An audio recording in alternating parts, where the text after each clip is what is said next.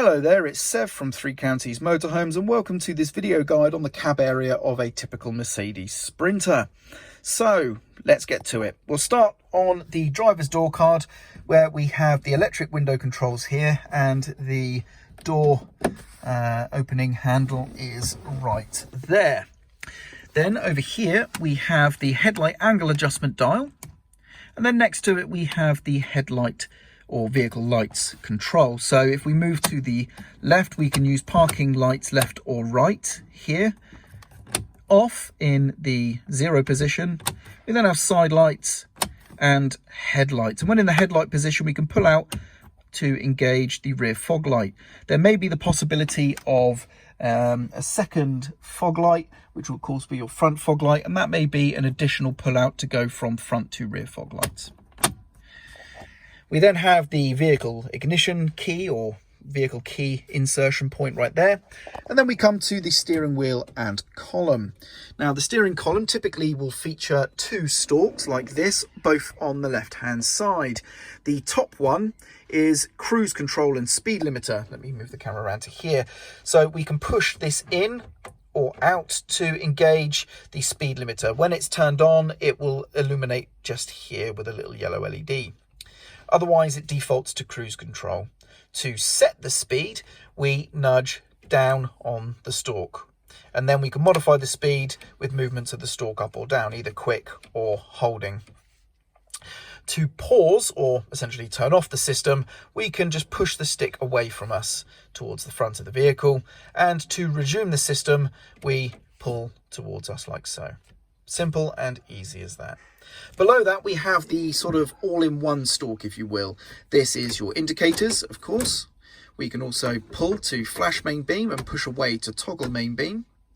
We then have the wipers, which we do by turning like so.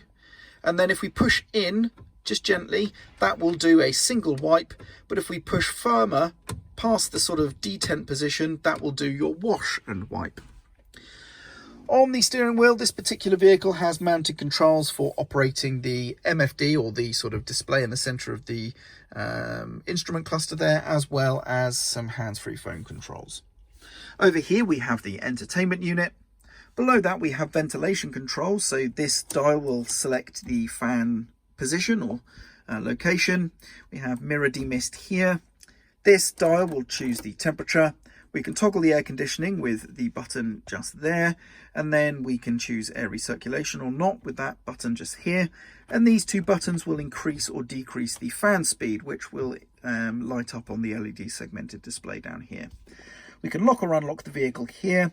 ASR, this will disable or enable the stability system, which is very, very handy. You want to leave that on, but in a muddy field that can cause you problems, so you could disable it if you wish. Hazard warning lights, of course, very visible in the center. We then have the gear lever here. This particular vehicle is a manual, and reverse is over to the left of second gear. But to enable that, we do need to pull the collar up in order to access the reverse gate. The handbrake is typically to the left of the driver's seat, although it could be to the right-hand side, and it typically operates by way of engaging the ratchet, but then can, when you let go, it will go down quite typically. Now, some of these handbrakes can be done so that they will drop and lower down, and that's to facilitate the swiveling of the seat. This particular vehicle has had it mounted so the handbrake rests at a much lower position anyway. But if yours is the type where you can crank it up against the ratchet and immediately drop it, the handbrake will stay enabled, but you've been able to drop the physical handbrake itself or the lever itself so that you can swivel the seat. In order to disengage the handbrake, you're going to pull the loose lever back up to where it sort of hits the stop. Then you can press the button in and release as normal. If you have any questions about that, if you have that style of handbrake, then we can, of course, show you that when you're here. Next up, we have a lockable glove box over there. Otherwise, it's all pretty standard cab affair with, you know, dome light controls, sun visors and storage areas and things like that. Now, this particular vehicle has cab blinds. These are sort of integrated into the vehicle as an extra. If you have these, that's great, but do bear in mind they are very, very fragile, so be very gentle with them. Otherwise, they could break, and if they do, it's a very expensive replacement. And that about wraps up the cab familiarisation for the Mercedes Sprinter.